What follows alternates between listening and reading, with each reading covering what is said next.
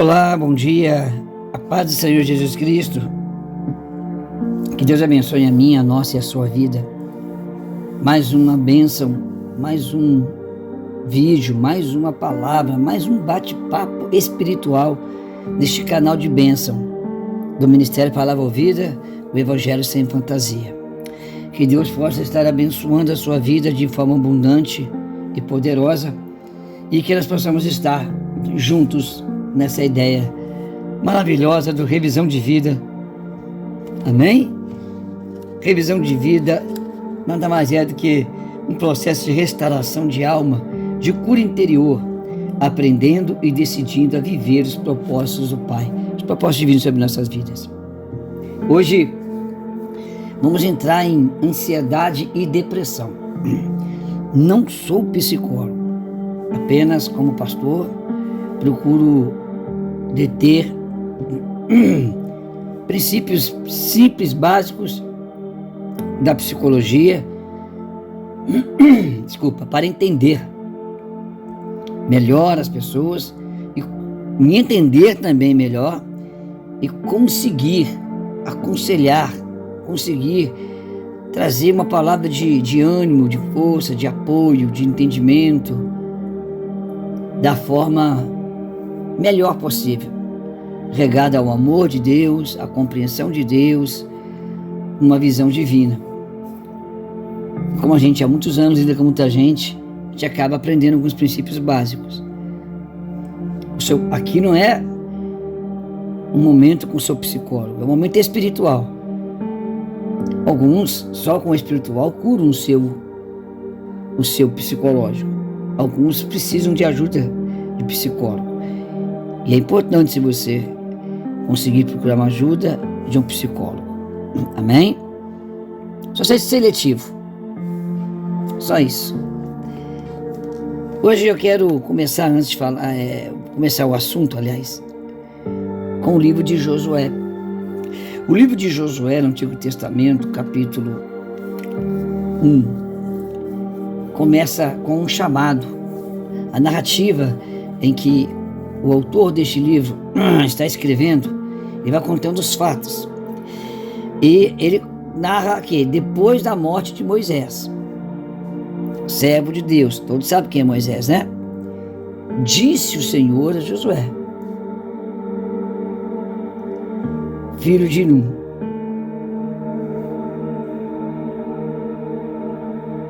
ele passa uma ordem, ele passa uma missão, ele passa uma definição. Olha, morreu, recolhi ele, agora está bem. Você, Josué, vai continuar o trabalho dele. Moisés é morto, mas você vai continuar comandando. E você vai para a promessa que eu disse a vocês. Olha, Josué, miseravelmente, no mínimo, ele viveu aí 45 anos, no mínimo, com Moisés.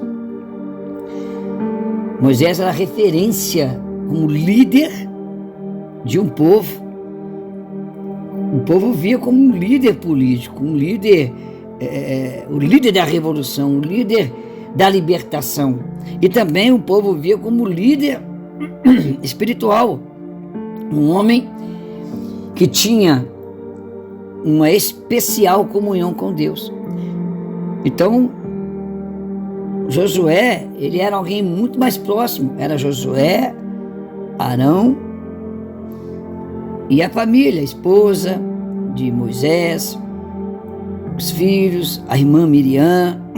Eram pessoas do ciclo de intimidade com este homem chamado. Estou falando de 45 anos, mas pode ter sido mais ainda. E de repente, só no deserto, rodando, tentando achar aí, eles viveram quase 40 anos. 40 anos, perdão. E agora a sua referência, Josué perde. O grande amigo, o grande conselheiro, aqueles ouvidos que sempre o ouvia quando ele chorava, os seus medos, suas incertezas, suas dúvidas, morre. Só que ele, em seguida, ele não teve um tempo para se recuperar totalmente do luto. Ela é chamada para uma missão. E esse texto é interessante, que você vai ver uma insistência de Deus com palavras de autoestima. E ele, se você ler esse Josué capítulo 1, você vai ver que Deus chama ele, mas dá uma série de palavras de autoestima. Ele traz ali um discurso de você pode, você consegue, ninguém vai te resistir, e quando você for vivo eu estou contigo, fica comigo aí que eu vou te ajudar, como eu tive com Moisés, que você tanto amou, eu vou estar do mesmo jeito com você, eu não vou te deixar, versículo 5 fala, eu nunca vou te deixar, eu não vou te abandonar, você com Josué até o último dia, você contigo Josué até o último dia da sua vida, ser forte, ser corajoso, você vai conduzir esse povo, mas eu estou contigo, eu tenho um juramento com vocês. Deixe de falar da verdade, de comunicar, você vai ser bem sucedido, eu te garanto, são palavras de Deus, é Deus se revelando de uma forma, Josué, palavras de estímulo, né? E ele chama o povo e tal, e conversa, e ele repassa as palavras para o povo, aí ele vai escutar de novo lá no versículo 18, ser forte, ser corajoso, não tenham medo, tudo que Deus mandar, tudo que estiver fazendo, vamos fazer e pronto. Versículo de Josué, capítulo 1, o capítulo 1 de Josué, seus versículos, são 5 ou 6 versículos que vai dar ênfase à palavra de ânimo, a palavra de reforço, a palavra de força, a palavra de você consegue, você pode, eu estou contigo, não te abandono, ser forte, ele repete por 3 ou 4 vezes, ser forte, ser corajoso, por 2 vezes. Por que essa insistência nesse aconselhamento, nessa palavra a um homem que agora estava munido da missão, ainda dentro do seu luto?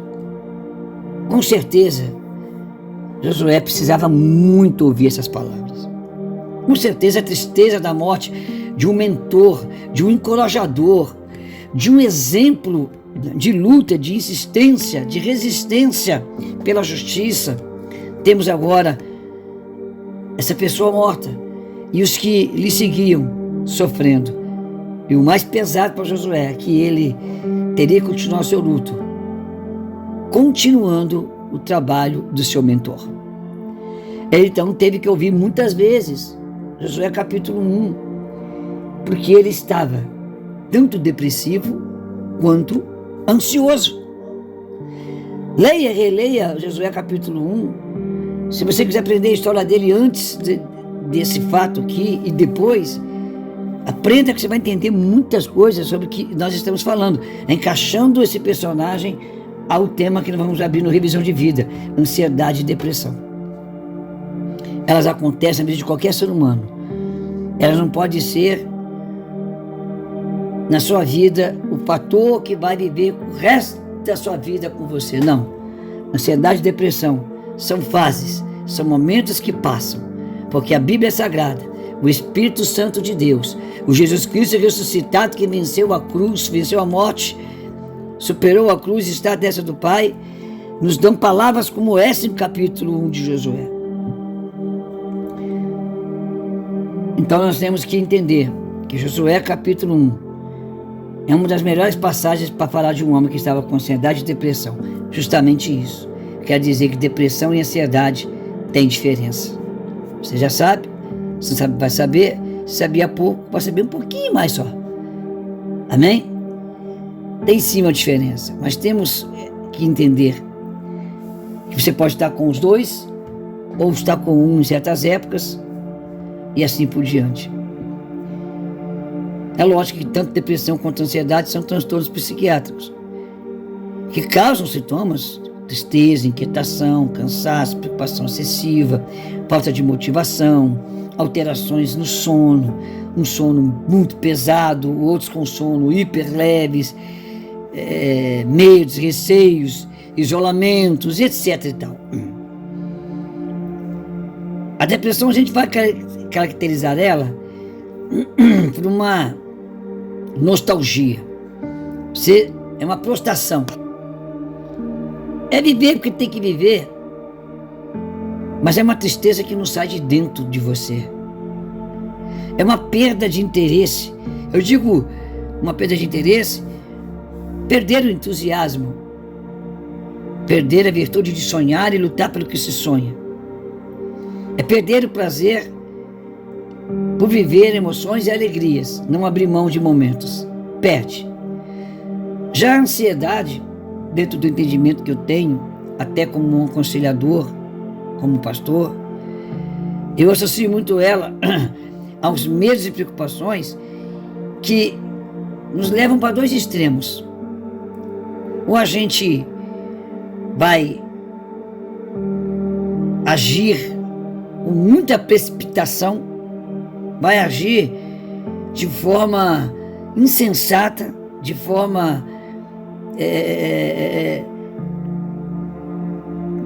que não é correta. A gente vai agir de uma forma, muitas vezes, do impulso, muitas vezes de forma insensata. A ansiedade vai causar também a falta de ação. Ou você é exageradamente uma pessoa que age porque você quer estar à frente de tudo, a sua ansiedade faz você ter tanto medo que você sai correndo para sair na frente, para não perder, e você acaba destruindo relacionamentos, perdendo momentos bons da vida, no seu ciclo de vida social, espiritual, familiar. Você vai ser uma pessoa com excessiva preocupação e vai fazer você viver uma vida super agitada, vai te colocar hiperativo. Ou o contrário, vai contribuir para a sua depressão aumentar e ser uma pessoa que quer ficar só trancada no escuro. O ansioso que não está deprimido, ele não se tranca no escuro, mas ele passa a ter uma vida parada, uma vida que não tenha risco, ele não quer correr risco de nada, porque a ansiedade, ela é fruto também de decepções. E por fim, eu estou dizendo isso dentro de experiências do dia a dia. A ansiedade vai estar associada a medo e preocupação, quanto a depressão, por tristeza e perda de estímulo, de interesse na vida, no prazer, em todas as áreas que a gente possa imaginar. Já a ansiedade vai te dar medo e preocupação, vai ou te paralisar, você vai ter uma vida sempre limitada, porque essa ansiedade te faz ter medo de se frustrar, ou você vai acelerar demais e perder as oportunidades, porque a ansiedade te fez isso. Às vezes é muito difícil você querer diferenciar isso, porque os dois problemas, uma grande parte das nossas vidas, acabam acontecendo junto, ou um desencadeia o outro, ou os dois acontecem junto. Mas qualquer um dos dois, quando nós temos, a gente tem que cuidar, clinicamente e espiritualmente. Então, sentimentos que se tornam insistentes na sua vida, sentimentos que predominam você no dia a dia e que atrapalham as suas ações e reações, dependente de querer ter muito ou querer ter menos, é perigoso, rouba-nos a qualidade de vida. Sentir-se triste com muita intensidade. Sentir-se triste, o que eu digo com intensidade é sentir-se triste todo dia. Você é mais triste do que alegre. Aquela tensão, sempre apreensivo com algo, com medo de algo, vai produzir inquietude, por fim, um cansaço, um esgotamento físico e até mesmo produzir baixa imunidade na gente. Cuidado com sentimentos como dificuldade de concentração, de raciocínio lento ou acelerado demais, de forma que você não absorve nada. E isso atrapalha você tomar decisões. Cuidado com medos excessivos. O medo, ele tem um equilíbrio. Todo sentimento é importante. Uma pessoa 100% sem medo, ela vai se expor a risco de vidas e outras coisas sempre. É muito perigoso não ter medo, mas é muito perigoso ter medo excessivo. Uma das coisas mais graves, que é muito perigoso, que a gente tem que tomar cuidado, é quando nós temos a sensação que nós estamos perdendo o controle de nós mesmos. Isso já é uma coisa grave. E já começa então a entrar no físico, aí você ganha peso demais ou perde peso demais, o seu sono vai embora, e aí vem doenças e por aí adiante. Então presta atenção nisso. Muito se fala nas igrejas também, o cristianismo católico, o cristianismo protestante, sobre depressão e ansiedade. É tão comum a gente ver pessoas depressivas, ansiosas, como ver pessoas resfriadas. Sabe aquele resfriadinho simples? Aqueles resfriadinhos que causa apenas uma simples coriza, uns espirros, que nesses tempos que nós estamos vivendo, de clima tão perturbado, calor demais, frio num dia, e no outro dia calor, temperatura de 6 graus hoje de manhã, e quando você chega no outro dia de tarde, está 29 graus, em 24 horas você tem uma subida brusca, violenta da temperatura, é normal. E a depressão e a ansiedade está se tornando isso. Está se tornando uma doença comum. Só que ao contrário da gripe, do resfriado, você não vai tomar só um Cimegripe, um Doril, porque não tem jeito, você tem que procurar um psicólogo, porque senão vai causar vai ser um efeito cascata que vai causar muitos problemas. E a Bíblia trata disso. Josué capítulo 1, nós estamos falando de um homem que Deus pegou ele no seu luto, na sua tristeza, e disse: ó, você pode até sofrer, mas tem que viver. Você pode até sofrer, mas você tem que continuar a viver. Pessoas vão, pessoas ficam. Quem fica continua a viver. Tem pessoas que depois que perde alguém, um pai, uma mãe, um filho, uma filha, uma esposa, um esposo, acabou. Ele vive como um zumbi. Ele vive como um morto-vivo. Porque ele se prende àquela morte. Não se liberta daquela morte. E morre também. Só que morre em vida. A pessoa que ele ama morreu e ele morre em vida. Então a revisão de vida é rever esses conceitos, é rever esses sentimentos, esses sintomas de ansiedade e depressão, entender que hora você está apenas ansioso e hora você está apenas depressivo, ou hora você está vivendo os dois. São sentimentos que eu tenho relatado aqui, que eu tenho falado, né? Que é importante a gente discernir, porque a revisão de vida que nós falamos aqui no início, ela é uma questão de se conhecer, de se entender, de se mapear a si mesmo, porque quando eu me conheço, me entendo, me compreendo e me trato, então eu vou ter condições, possibilidades, eu vou ter autonomia, vou ter poder de viver bem com as pessoas. E um mundo, só dinheiro não adianta, porque dinheiro compra relacionamento, mas não conquista relacionamentos leais, sinceros, verdadeiros, recíprocos. Então, você ter casas, posses, não resolve. E muitas vezes pessoas ricas com marido e filhos são depressivas ao extremo e são ansiosas ao extremo. Por quê? São pessoas que não são curadas, não são tratadas, são pessoas que não se conhecem, não se mapearam. Me mapear é me entender. Com a ajuda de um mentor espiritual, de um pastor, de alguém ligado à terapia, mas espiritualmente falando, de um psicólogo também, que é muito importante, você vai se mapear, você vai se conhecer. Porque nós nos tornamos prisioneiros de emoções por causa de relacionamentos que são rompidos. Já falei sobre isso, não vou repetir mais do que 2 vezes.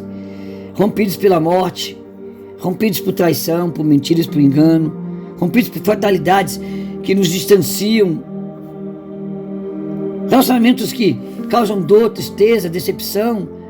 Relacionamentos que produzem traição. Jesus viveu traição, negação, incredulidade, descrédito no seu relacionamento com os 12 apóstolos. Então, nós temos que compreender isso.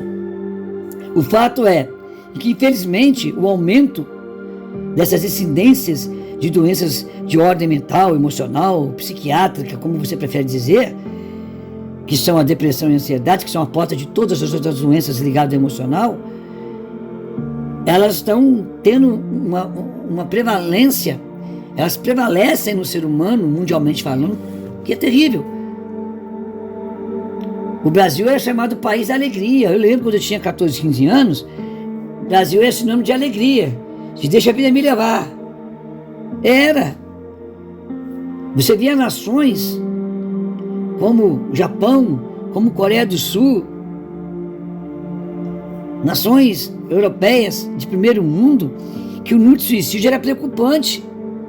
Eram nações de países de primeiro mundo, eram nações de países que viviam um status político, financeiro e supostamente moral, né, de um lugar culto, que havia um índice de... Não se falava tanto de suicídio em nações pobres. A América do Sul era um lugar que o índice de suicídio não era tão grande. Hoje é gigantescamente. A fama do país da alegria não nos salvou do número de suicídios e de depressão. O Brasil, na década de 70 para 80, a psicologia era uma profissão mais difícil de se atuar. Muitas pessoas davam pouca atenção para isso, ou não esquentavam, ou viviam a depressão como apenas um momento de tristeza. Amanhã tem que acordar, trabalhar, acabou. Tem que viver. E Josué foi chamado na sua depressão.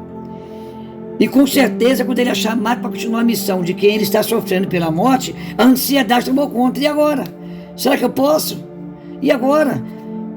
Ainda estou de luto, como que eu vou viver essa missão tão difícil? Eu via como que Moisés sofria. Moisés sofria demais, e agora o que eu faço? Então, não bastasse a depressão pela morte de alguém tão referência, tão próximo, vinha a ansiedade do medo de continuar a missão, que ele via o quanto Moisés sofreu por essa missão. Então, nós temos que entender, como seres humanos, somos seres dotados de emoções, de sentimentos, temos sensações, vivemos estágios e estados de humores diferenciados, depende do dia. O problema é essa variação de humores, né? É ser bipolar, como dizem. Eu já falo hoje que já tem o tripolar, né? É o tripolar. Ele vive 3 emoções diferentes durante o dia. Ele está melancólico na parte da manhã. Na parte da tarde ele está alegre. Na parte da noite ele está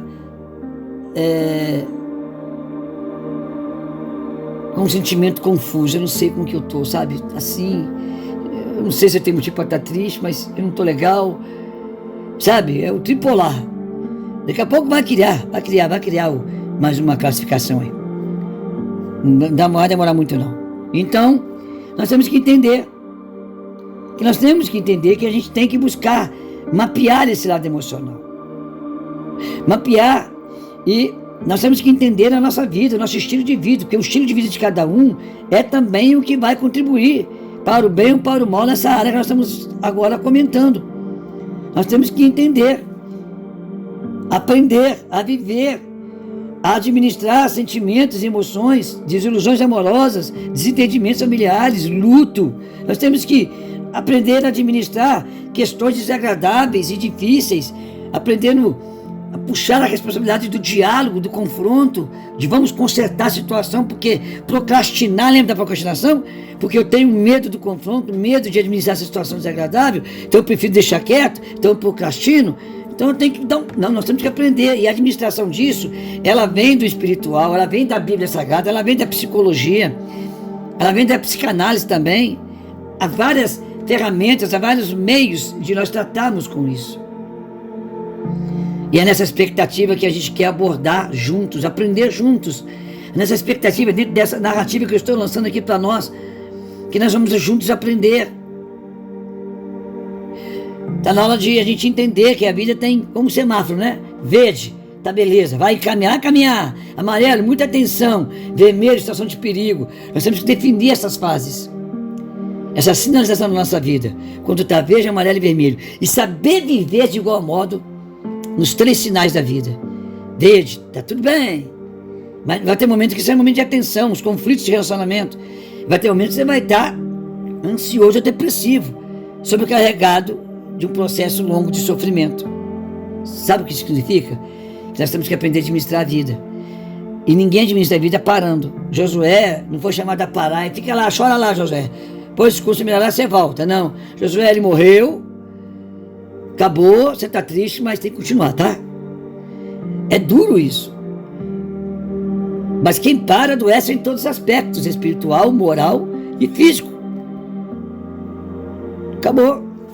Meu falecido sogro dizia, com 83 anos ele morreu, voltando do trabalho. Se eu parar, eu prostro numa cama.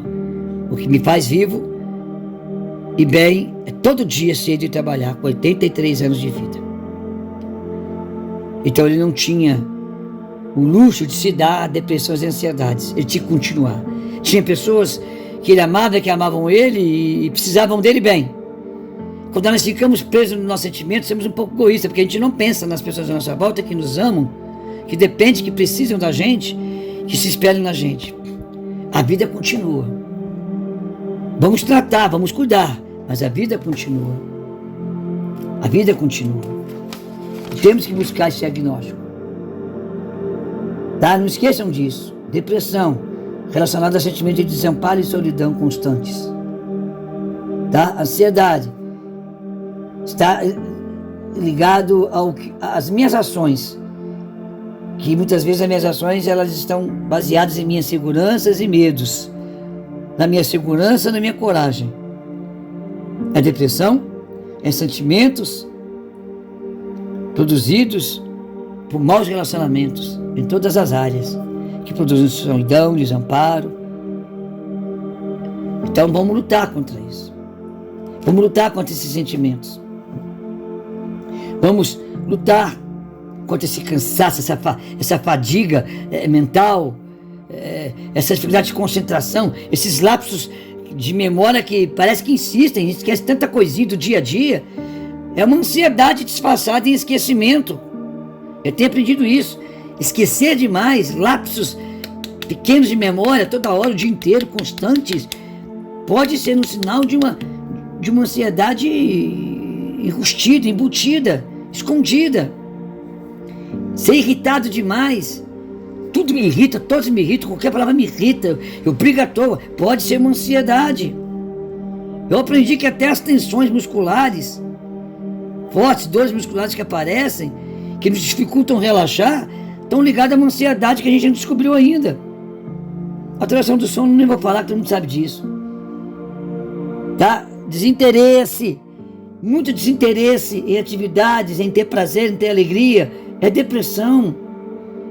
Distúrbios brutos e inexplicáveis de apetite e sono, é depressão. Enfim, vamos lutar contra a depressão, vamos lutar contra a ansiedade. Não é vergonha você dizer que tem uma depressão ou ansiedade, a vergonha é você morar nesse estado, nesse estágio emocional. É você se prender, é se algemar a isso, é se aprisionar a isso, sem se importar com ninguém em sua volta, só se importando com os seus sentimentos, achando que todo mundo tem que pensar em você, tem que ter pena de você, tem que olhar só para você. Muitas vezes o segredo da vida é estancar sangramentos de pessoas enquanto eu estou sangrando, eu não sou estancado no meu sangramento. Mas de tempos em tempos eu tenho que me cuidar. Eu não posso me sobrecarregar sem me cuidar também. Eu tenho que continuar a vida, mas me cuidando. Para me trabalhar eu tenho que ter saúde. E lá em 1 Pedro, capítulo 5, versículo 7, a igreja recebe uma carta do apóstolo Pedro, num momento de sofrimento, de perseguição muito grande. E ele fala assim: olha, lançai sobre Deus, lançai sobre ele, sobre Deus, sobre Jesus, toda a sua ansiedade, porque ele tem cuidado de vós. Então, o espiritual e o emocional tem que andar em sincronia, tem que andar lado a lado como unha e carne,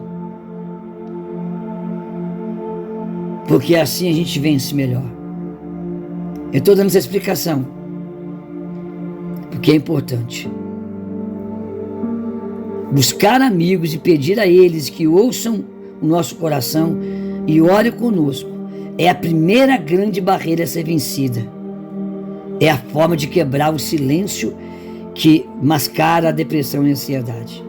Buscar amigos e pedir a eles que ouçam a nossa lamúria, que ouçam o nosso coração e orem conosco e busquem Deus conosco. É a primeira grande barreira a ser vencida, pois é ela que quebra o silêncio. Isso é um conselho de uma pastora e psicóloga, Leila Paz.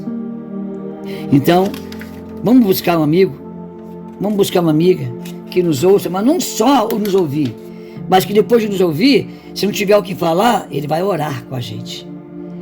Um amigo que vai me ouvir e depois de ouvir, quando ele não vai conseguir dizer o que fazer, vamos orar primeiro. Vamos ler um texto bíblico que conforta?